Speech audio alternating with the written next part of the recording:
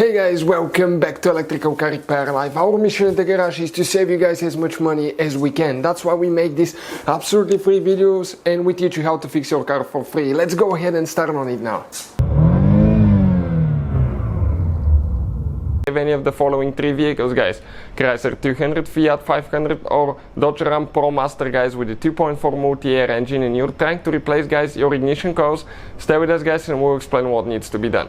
Now, ignition coils on cylinder 1 and 2 are super easy to replace, but 3 and 4 you need to do some extra work, and we'll explain why. As you can see, the engine is out of the car. You do not need to remove the engine, guys. That same engine is used in multiple vehicles, multiple models. We removed it because, guys, we have more than 100 videos on that engine alone, guys, and we want to show you with a great detail where everything's located, how to get to it, where the bolts are, and all that stuff, so you can get the idea. Otherwise, if that engine is in the car, it's practically impossible to show you guys.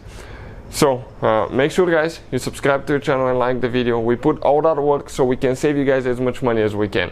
And you probably already know that we have more than 200 videos on every car we get at the shop. Not just engine mechanical work, but body work, panels, window regulators, all that stuff. So let's go ahead, start on it, and show you what you need to do, guys.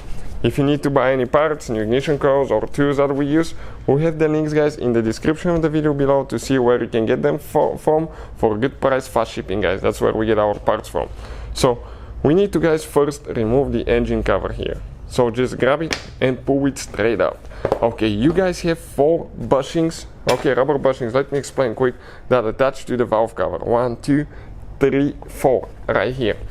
And those bushings, guys, okay, they attach to these posts on the valve cover.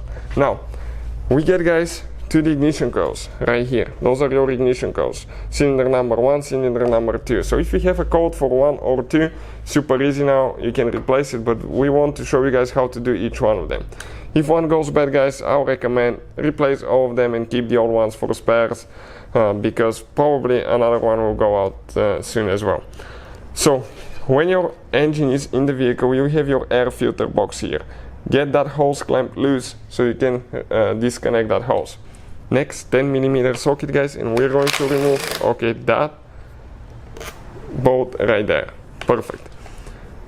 Next, guys, what do we need to do? Right here, you're going to have a clip.